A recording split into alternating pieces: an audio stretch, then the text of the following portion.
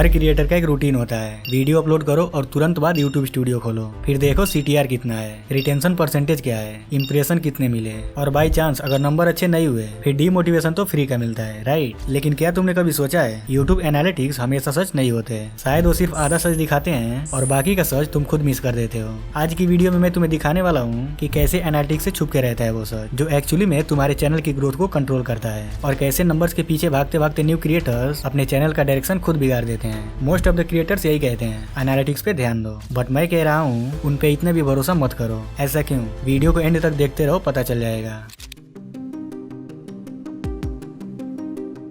YouTube studio एक tool जो creator के लिए गाइड बन सकता है, लेकिन अगर उसका गलत यूज हो तो यही टूल एक इमोशनल ट्रैप भी बन सकता है। हर बार जब तुम यूट्यूब स्टूडियो ओपन करते हो और उसको रिफ्रेश करते हो तो तुम्हारे अंदर एक छोटी सी एक्साइटमेंट क्रिएट होती है। क्या CTR 10% तक पहुंच गया? रिटेंशन 50% के ऊपर गया या नहीं? क्या व्यूज बढ़ रहे हैं या फिर रुक गए? और जब नंबर एक्सपेक्टेशन के अकॉर्डिंग नहीं आते तो खुद के ऊपर डाउट होने लगता है और मन ही मन ये सोचने लगते हैं मैंने इतनी मेहनत से स्क्रिप्ट लिखी, वॉइस ओवर किया, एडिटिंग की, थंबनेल बनाया, फिर भी रीच क्यों नहीं आई? क्या यूट्यूब एल्गोरिदम मुझे पुश नहीं करना चाहता, या शायद मेरे वीडियोज ही अच्छे नहीं हैं? ये थॉट प्रोसेस सिर्फ फ्रस्ट्रेशन नहीं देता, ये तुम्हारे सेल्फ बिलीफ को धीरे धीरे तोड़ना शुरू करता है। और यही न्यू क्रिएटर्स की सबसे बड़ी गलती होती है। ये तुम्हारा अटेंशन कंटेंट से हटाकर नंबर पे ले आता है। तुम वैल्यू क्रिएट करने के बजाय बस परफॉर्मेंस को ट्रैक करने में लग जाते हो। हर नई वीडियो अपलोड होने के साथ तुम्हारे माइंड में सिर्फ एक ही थॉट होता है, ये वीडियो वायरल होगा या नहीं। इस माइंडसेट का रिजल्ट क्या होता है? तुम्हारा क्रिएटिव फ्लो डिस्टर्ब हो जाता है, तुम रिस्क लेना बंद कर देते हो। एल्गोरिदम को खुश करने के लिए तुम हर वीडियो सेफ और प्रेडिक्टेबल बनाने लग जाते हो,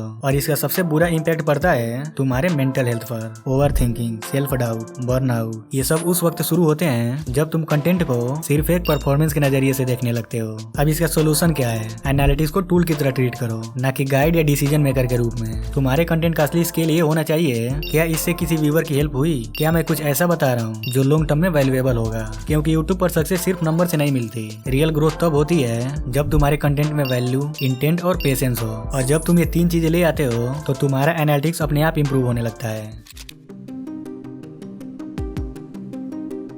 अगर CTR हाई है मतलब 10% या उससे ज्यादा तो वीडियो वायरल हो सकता है, बट जरूरी नहीं कि हर बार वीडियो वायरल हो। हाई CTR हो सकता है सिर्फ सब्सक्राइबर की वजह से हो। वहीं अगर थंबनेल मिसलीडिंग होगा तो लोग क्लिक तो करेंगे, बट उसे सिर्फ और सिर्फ वॉच टाइम ड्रॉप होगा। CTR के साथ साथ अच्छा एवरेज व्यू ड्यूरेशन होना भी जरूरी है। फॉर एग्जाम्पल, अगर थंबनेल में क्लिकबेट किए हो तो CTR 10 से 15% का इजिली मिल जाएगा, बट रिटेंशन रेट ड्रॉप होगा और यूट्यूब वीडियो को पुश करना बंद कर देगा। वहीं अगर ऑडियंस रिटेंशन 50 या 60% होगा तो तुम सोचोगे वाह अब तो पक्का वायरल होगा। लेकिन थोड़ा सब्र करो, इतना जल्दी खुश होने की जरूरत नहीं है। मान लेते हैं वीडियो का ड्यूरेशन है 30 सेकंड से 1 मिनट का, तो 60% ऑडियंस रिटेंशन बहुत इजीली आ जाएगा। लेकिन रिटेंशन से ज्यादा वैल्यू पर मिनट इंपॉर्टेंट होता है। एक प्रो टिप देता हूँ, एक बार ये ट्राई करो कि हाई रिटेंशन वाले वीडियो को लोग कितना शेयर कर रहे हैं और उस पर कितना कॉमेंट कर रहे हैं। अब इंप्रेशन की बात कर लेते हैं। Most of the new creators यही सोचते हैं कि यूट्यूब उनके वीडियो को रिकमेंड नहीं करता है, बट रियलिटी तो ये है यूट्यूब सिर्फ उन वीडियोस को पुश करता है जिनका थंबनेल क्लिकेबल और कंटेंट वॉचेबल होता है।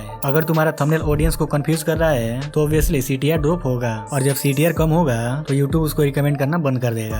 अब बात करते हैं एवरेज व्यू ड्यूरेशन और वॉच टाइम की। एवरेज व्यू ड्यूरेशन का सिर्फ एक नंबर देखना बेकार है, तुम्हें ये देखना है कि कौन से पार्ट पे कितना ड्रॉप आ रहा है। अगर 0 से 15 सेकंड के बीच में आ रहा है मतलब तुम्हारा हुक वीक है। वहीं अगर मिडल में कहीं ड्रॉप आ रहा है इसका मतलब तुमने उस पार्ट को ज्यादा खींच दिया है, और अगर एंड में ड्रॉप आ रहा है तो इससे ये क्लियर हो जाता है कि तुमने अपने कॉल टू एक्शन पे ज्यादा फोकस नहीं किया है। उसके बाद आता है ब्राउज फीचर। अगर 85 to 90% व्यूज ब्राउज फीचर से आ रहे हैं तो इसका मतलब ये नहीं है कि वीडियो 100% वायरल ही होगा। ब्राउज फीचर से व्यूज आने का मतलब है तुम्हारे views YouTube home page, subscription feed, watch later, trending और एक्सप्लोर सेक्शन से आ रहे हैं। मतलब ये तो क्लियर है कि सजेशन से कोई भी व्यूज नहीं आ रहा। तो इससे हमें ये पता चलता है कि यूट्यूब तुम्हारे वीडियो को किसी भी नए ऑडियंस को रिकमेंड नहीं कर रहा है।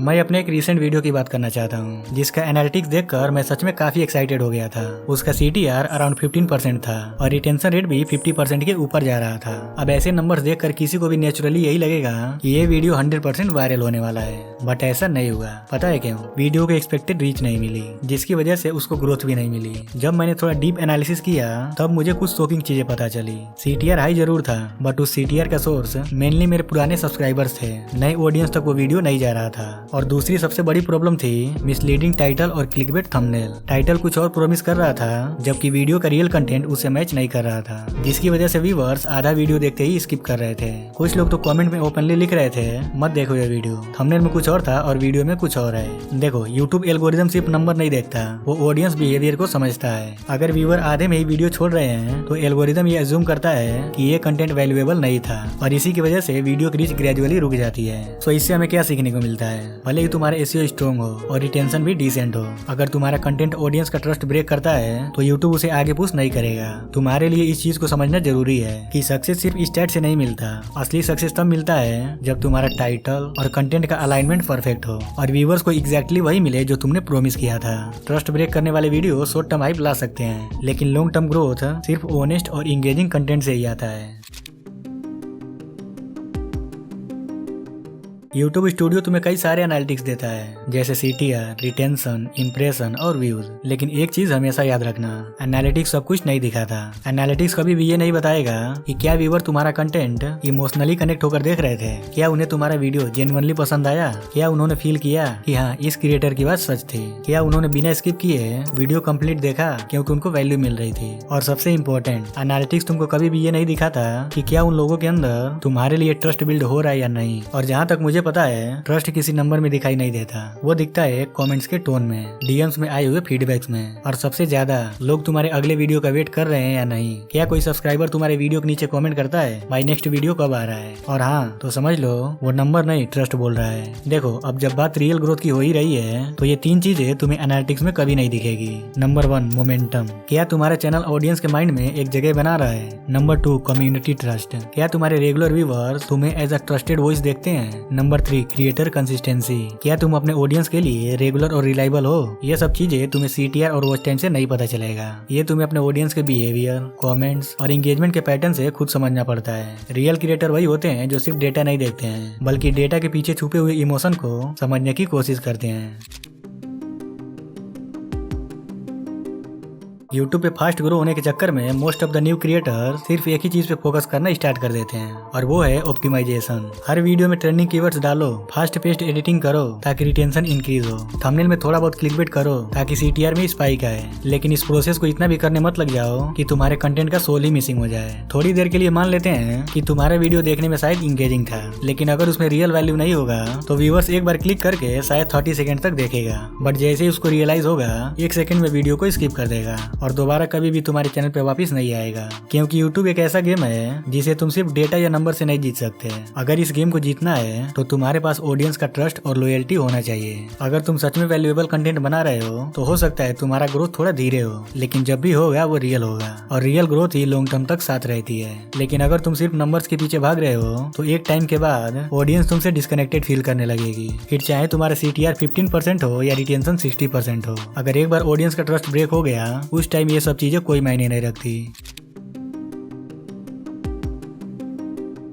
YouTube ग्रोथ सिर्फ एनालिटिक्स से नहीं होती, वो होती है उन चीजों से जो डेटा के बियॉन्ड जाकर असली कनेक्शन बिल्ड करती है। तो अब सवाल ये आता है एनालिटिक्स के अलावा तुम्हें और किन किन चीजों पे फोकस करना चाहिए। Number 1 audience feedback. सबसे पहले देखो कि लोग तुम्हारे वीडियो के बारे में कमेंट सेक्शन में क्या बोल रहे हैं, क्या वो जेन्युइनली अप्रिशिएट कर रहे हैं, क्या उन्होंने कुछ इंप्रूवमेंट करने के लिए सजेशन दिया है, क्या लाइक डिसलाइक का रेशियो पॉजिटिव है या नेगेटिव। ये इनसाइट्स तुम्हें वो बताते हैं जो एनालिटिक्स कभी नहीं बता सकता, और वो है तुम्हारे प्रति व्यूअर का इमोशन। नंबर 2 रिटर्निंग व्यूअर्स, ऐसे लोग जो तुम्हारे एक वीडियो देखने के बाद वापस आए। यही व्यूअर्स धीरे धीरे तुम्हारा लॉयल ऑडियंस बनते हैं। जब भी कोई न्यू वीडियो अपलोड करो तो ये चेक करो कि क्या वो लोग इस वीडियो को देखने वापस आ रहे हैं। Number 3 value delivery. वीडियो के स्टार्टिंग में जो तुमने प्रॉब्लम बताया क्या उसका क्लियर और सही सोल्यूशन दिया, अगर हाँ तो तुम्हारा वीडियो इम्पैक्टफुल था, अगर नहीं तो CTR और SEO भी तुम्हारा कोई हेल्प नहीं कर सकता।